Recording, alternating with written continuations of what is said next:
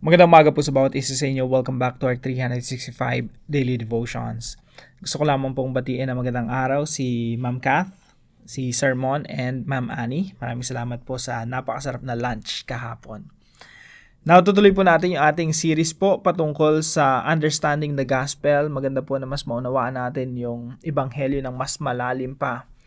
At mas ma-appreciate natin yung ginawa ng ating Panginoon Jesucristo para sa atin. Now, ngayon po ang pag-aaralan natin magmumula po sa 2 Corinthians chapter 5 verse 21. Ito po ang sinasabi, handa po natin ang ating mga puso't isipan na tumanggap ng biyaya ng salita ng Diyos. Sabi po rito, for our sake, He made Him to be sin who knew no sin, so that in Him we might become the righteousness of God. Dahil sa atin, si Jesucristo, naging kasalanan, itunuring na nagkasala. Bagamat wala siyang kasalanan, siya ay itinuring na makasalanan at siya ang naparusahan upang tayo ay maging kabanal-banalang mga anak ng Diyos. Sa Tagalog po, para sa ating kapakanan, ginawa niyang, ito po yung God the Father, para sa ating kapakanan, ginawa niyang may kasalanan siya, ang ating Panginoong Jesucristo. Ginawa niyang may kasalanan, kumbaga itinuring na may kasalanan, bagamat wala siyang kasalanan. So, ginawa niyang, ang Diyos Ama, may kasalanan siya, ang Panginoong Jesucristo, na hindi nakakakilala ng kasalanan, hindi nakaranas na pumatay, magsinungaling, gumawa ng masama, walang kasalanan sa Panginoong Jesucristo, pero tinuring siyang kasalanan, upang sa Kanya, upang tayo na kay Kristo, tayo'y maging katuwiran ng Diyos. Napakaganda pong talata, no? Ito yung ebanghelyo ng ating Panginoong Jesucristo. Ito yung nangyari doon sa krus ng Kalbaryo. Now, yung unang katuruan po natin ngayong umaga, God is both a loving Father and a righteous Judge. Yung Diyos po natin ay mapagmahal na Ama. At the same time, siya ay matuwid na Judge. So, ano pong ibig sabihin nito? Umpisahan muna natin sa salitang judge, matuwid na judge. Now, kung ikaw ay nagkasala, let's say, ikaw, pamilya mo, no? Ginawan ka ng masama ng ibang tao. Merong, let's say, pinaslang, no? Pinatay na miyembro ng pamilya mo. At yung tao na yon, dinala sa korte, dinemanda mo, nandun sa nakaharap sa judge. Tapos kung yung judge na yon, pinatawad yung kriminal na yon na pumatay ng miyembro ng pamilya mo, anong mafe-feel mo dun sa judge na yon? Basta pinalaya na lang, hindi kinulong, hindi pinarusahan. Alam niyo ba, maiisip natin, corrupt yung judge na yon. Yung judge na yon, binayaran ng nasasakdal at maybe tinapala ng pera, tapos kumagat yung judge, okay, absuelto ka na, wala ka ng kasalanan. Yun ang maiisip natin, corrupt. Kaya mga kapatid, yung judge, yung Diyos na matuwid, hindi papayagan ang nagkasala na basta na lang patawarin na walang naparusahan. Kaya mas ma-appreciate mo dito yung gospel Yung mas maunawaan mo dito yung ebanghelyo ng ating Panginoong Jesucristo. Pag naunawaan mo yung Diyos natin banal, walang bahid ng karumihan, hindi corrupt. Siya yung judge na hindi corrupt. So sa makatuwid tayong lahat sa harapan ng judge na Diyos, talagang dapat parusahan sapagkat tayong lahat ay nagkasala. Kung tayo patatawarin na lang ng Diyos at papalayain, o sige, hindi ko na ipaparusahan, corrupt na judge siya. Ibig sabihin, wala siyang hustisya at all. Pero dahil ang Diyos ay may hustisya, dapat talagang parusahan tayo ng Diyos. But at the same time, yung Diyos natin, mapagmahal na Diyos, minahal niya tayo. Kaya napakahalaga nitong dalawang concept na to, no? Yung Diyos natin, He's a loving Father and a righteous Judge. Paano mo ibabalansehin to? Paano magtatagpo yung pagmamahal ng Diyos? Mahal tayo ng Diyos at the same time, kailangan niya tayong parusahan. Paano magtatagpo yon? And that leads us to point number 2. The gospel is about the greatest exchange between Jesus and sinners. Yung ebanghelyo po, ito yung greatest exchange, greatest swap that ever happened between Jesus and sinners. Anong nangyari? Ang Diyos, mahal tayo, pero dapat tayong parusahan ng Diyos kasi hindi siya corrupt, hindi siya matuwid ang Diyos na dapat talagang parusahan tayo. At the same time, mahal niya tayo. So doon pumapasok ang Panginoong Jesucristo. Yung Panginoong Jesucristo at saka yung Diyos Ama, nagkaroon sila ng kasunduan na, anak, ikaw yung isusugo ko para sa misyon na yan. At sabi ng anak, ama, volunteer ko yung sarili ko. Aakuin ko ang kaparusahan na dapat tanggapin nitong tao na to, si Russell. Ikaw, tayong lahat na mananampalataya ng Panginoong Jesucristo. So yung ebanghelyo, it's about the greatest exchange between Jesus and sinners. Yung kasalanan natin napunta kay Jesus. Yung kabanalan ni Jesus napunta sa atin. Kaya po ito sinasabi ng talata, no? Para sa ating kapakanan, ginawa ng Diyos Amang may kasalanan si Jesus. Itunuring siyang may kasalanan na hindi nakakakilala ng kasalanan, hindi nakaranas, hindi na gumawa ng kasalanan. Pero tinuring siyang makasalanan upang sa Kanya, upang tayo na nakay Kristo ay maging matuwid sa harapan ng Diyos. That's the gospel, mga kapatid. The gospel is about the greatest exchange. Huwag po natin kakalimutan yan. Nung ang Panginoong Jesucristo ay nandun sa krus ng Kalbaryo, ang lahat ng kasalanan natin ay napunta sa kanyang katawan at sa katawan niya na nabayubay doon sa krus ng Kalbaryo, siya yung naparusahan. Siya yung umako ng kaparusahan na dapat tayo ay tumanggap. Greatest exchange. At the same time, yung kabanalan ng Panginoong Jesucristo ay napunta sa atin upang maging malinis, banal tayo sa harapan ng Diyos. Walang bahid ng karumihan. At ang pronouncement ng judge sa atin, not guilty. Walang kasalanan, absuelto. Dahil si Kristo, yung umako ng ating kasalanan. So yung Diyos natin, mapagmahal na Diyos.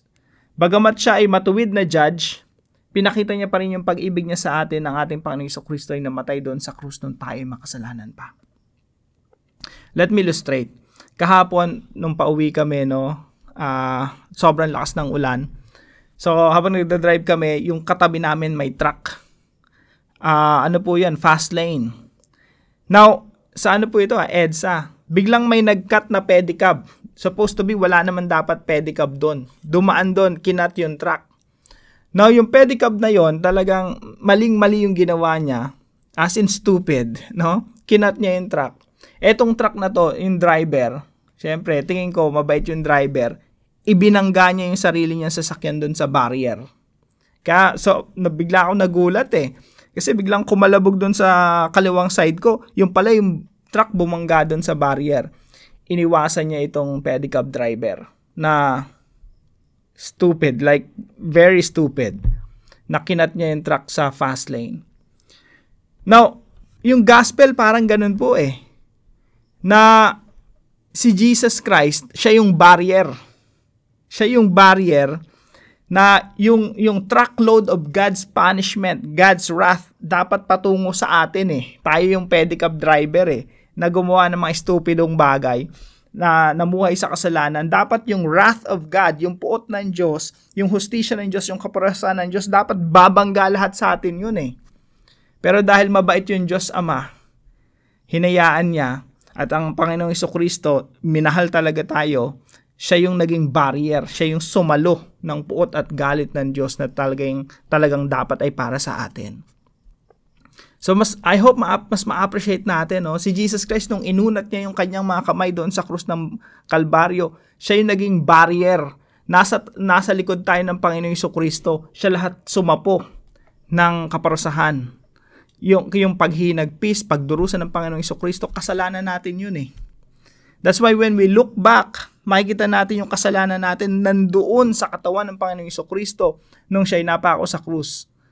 At siya yung naging barrier, yung justice ng Diyos, sinapo ng ating Panginoong Jesucristo doon sa krus. So the gospel is about the greatest exchange between Jesus and sinners. And number 3 po, the gospel made us holy and righteous legally before God. Ano pong ibig sabihin nito? Sabi po rito sa mga talata, no, si Jesus na walang kasalanan, itunuring na may kasalanan. Para ano po? Upang sa Kanya tayo maging katuwiran ng Diyos. So that in Him, sa pamagitan ng Panginoong Jesucristo, we might become the righteousness of God. So tayo po, sa pamagitan ng Ebanghelyo ng Panginoong Jesucristo, sa ginawa ng Panginoong Jesucristo doon sa krus, we were made holy and righteous legally. Bakit po legally? Ganito po yan. Nung tayo nanampalataya sa Panginoong Jesucristo, nung tayo naging Kristiyano, naging mananampalataya, tagasunod ng Panginoong Jesucristo, hindi naman ibig sabihin, hindi na tayo nagkakasala. Talagang perfect na tayo. Holy in that sense, no? Tayo po ay naging holy and righteous in a sense na sa harapan ng judge, wala tayong kasalanan, absuelto, not guilty. Legally, sa harapan ng judge, Russell, ikaw na nanonood ngayon, you are not guilty. Dahil sa kanino? Dahil sa Panginoong Jesucristo. Siya na yung sumapo ng sentensya na dapat ay para sa atin. Kaya ang pronouncement ng judge sa atin, not guilty. Walang kasalanan. Napakaganda po ng ebanghelyo, no? Legally sa harapan ng Diyos, lahat ng kasalanan mo nabura. As if hindi ka nagkasala at all dahil sa ginawa ng Panginoong Jesucristo doon sa krus. Now, ano pong response natin dito? Number 1, let's serve God with full of gratitude. Paglingkuran natin ng Diyos, hindi dahil sa kailangan natin siya paglingkuran, hindi dahil napipilitan tayo, napipersa tayo maglingkod sa Panginoon. Hindi po Pinaglilingkuran natin yung Diyos kasi nag-uumapaw yung pagpapasalamat natin sa Diyos sa ginawa niya na pag-ibig, pagpapakita ng pag-ibig sa atin. At kung ikaw man yung pedicab driver na nakita mo yung truck, ibinangga niya yung sarili niya, dapat ikaw yung tatamaan nun Pero tumama dun sa barrier, magiging thankful ka na lang, uwi ka sa pamilya mo, wala kang problema. Now sa atin, ganun din po, sinalo na ng Panginoong Jesucristo lahat ng kaparusahan na para sa atin. Pinakita ng Diyos yung pag-ibig niya sa atin nung namatay ang Panginoong Jesucristo doon sa krus nung tayo makasalanan pa. Ano po yung proper response natin? Mamuhay ng may pagpapasalamat. Paglingkuran siya na yung fuel natin, yung pinaka kumbaga sa sasakyan fuel yung talaga nagbibigay sa iyo ng lakas, ng inspirasyon, motivation para paglingkuran ng Diyos, dahil punong-puno ka ng pagpapasalamat. Yung puso mo nag-uumapaw sa pagpapasalamat sa ginawa ng Diyos para sa iyo. Kaya po hindi tayo yung mga tipong nagrereklamo na, Panginoon, naglingkod naman ako sa inyo, ba't ako nahihirapan?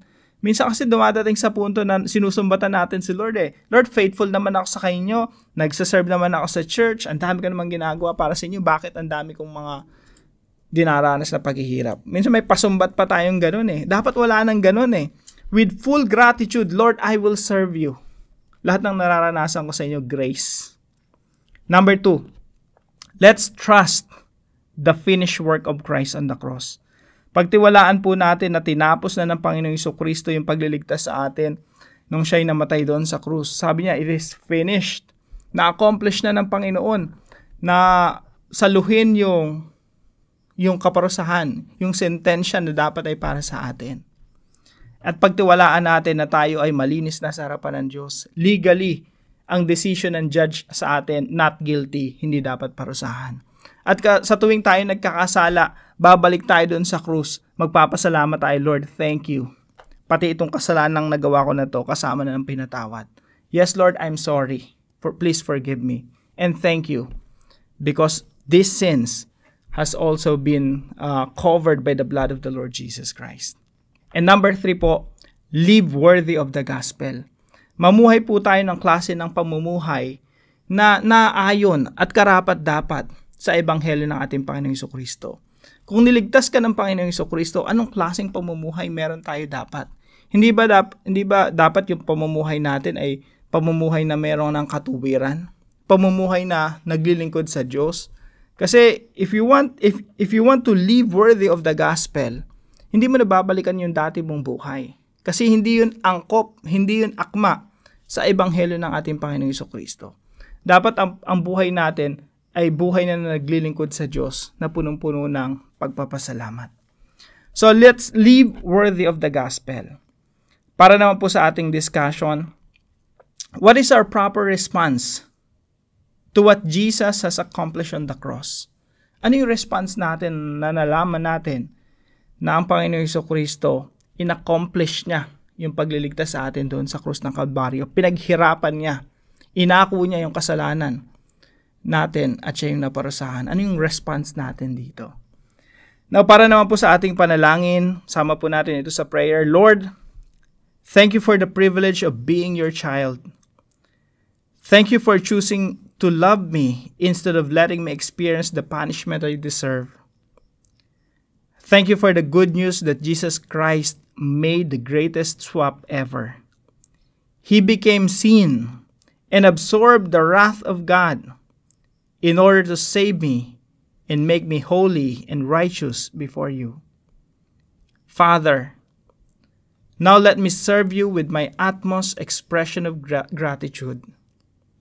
In Jesus' name, amen and amen. Gusto ko pong magpasalamat sa katuwang natin sa devotion na ito, si Sister Cherry Lou. Maraming salamat sa iyo, kapatid. At kung kayo po ay may natutunan sa devotion na ito, ipalam niyo lang po sa comment section right below this video. And please share this devotion to your family and friends. God bless you po. See you po tomorrow 5 a.m. dito sa ating daily devotion.